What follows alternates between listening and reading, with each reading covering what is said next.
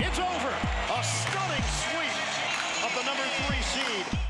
Win or lose, you guys always seem so connected, whereas on some other teams, especially with big name players, they start losing, that individualistic side kind of comes out. We're a close team. I mean, we don't try to blame it on one another. We know it's a team sport. It's not just one person who makes mistakes. It's just something about this team where to be able to go out there, win or lose, and have fun playing on the court is why we play the game. You guys hadn't all known each other for 10 years or anything, so some of you guys have UK connections. Right. So I see him nodding. Look at him over there. Blue on. I like that. What did you do even before training camp started this year to make sure that everybody was meshed? You know, we just wanted to get together before training camp and, you know, what other place to go to than Kentucky. So, you know, then went to Kentucky, and if we wanted to win, we thought we should go to a winning program, man. Oh, you know, Kentucky was a choice. I ain't got nothing to say about that. I mean, it was fun, and at that moment, you know, when it was 3-4 days, when it was over, we knew that we were going to be a good team, and we were a close group, and they're showing that. And was it mostly basketball on-court stuff? We ended it off with a softball game. We definitely found out who the athletes were. DeMarcus is not an athlete. What kind of role does each guy play in this crew? Like, who's the funny one? Who's the... Well, Drew's funny. He's funny, but I think, yeah, he's a dancer. Oh, okay. He's a great dancer, that's all, but I do what I can, you know. he's definitely the guy who's on you all the time.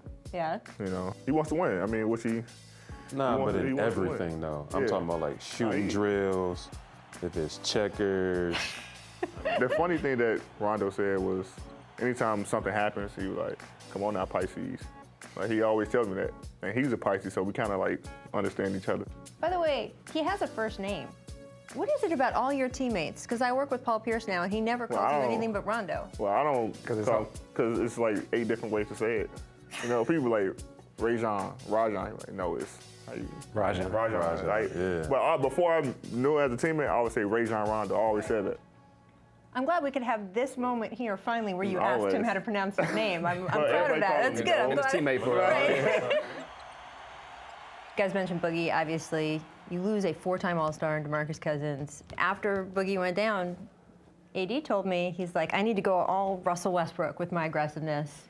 And my Lord, that is pretty much. Said that. Get him up. High off the glass. No, dunk follow for Anthony Davis. He's got 53. I've never seen a player be able to do that. Like, again, it's like playing 2K, where you can control everything, and that's what he did. On both ends of the floor. On both ends of the floor, yeah. Everywhere. You know, he does a lot of things for us that doesn't show up in the stat book, and that's what I appreciate probably the most. So it was fun to be a part of. You know, I like to talk a little trash, and you got a player like that on your team. You know, he's a little more quiet. He might not say nothing, but I'm like, I'll do all the talking for him. Right. So. Holiday is ready. Drew Holiday is lethal. I think it was your first round of the playoffs against Portland, where the more casual NBA fan did sort of wake up to the Drew Holiday wonders. What was it like to see so many people go, oh, right, he's really good? Oh, really good. A lot of people maybe did know your name or knew your story from what happened with your wife.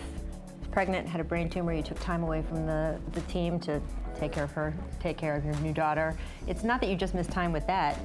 Over 3 previous seasons, you missed 107 games with injuries. Yeah. It comes across in the way you play. When I see you now, it feels like you value every possession. I really do.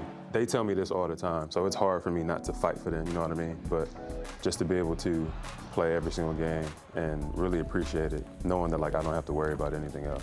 It's a good feeling. It seems like with all 3 of you, you've had life experiences that have sort of taught you the value of this moment of being on a team this good that has this much potential and not to waste it. KG told me all the time, you know, don't take this for granted. You know, playing with great players and a great team that can make a push in the playoffs and make a run. If you're a Pelicans fan, this is when you're saying, oh man, but wait till we get Boogie Cousins back. I know there's fans out there, and frankly, even people inside the NBA on other teams who think, how good for the Pelicans, man. They didn't give up after DeMarcus went down. They even won that first round. That's great. Second round showing, that's good for them. I know in our conversations over the years, that is not the way you feel at all. At all. There's no moral victory. There's 0. You know, I feel like if you don't win a championship, no matter if you got to the finals or first round, you lost. We all have the same mentality, and I feel like that's really important, and especially for us coming back and playing the way we've been playing.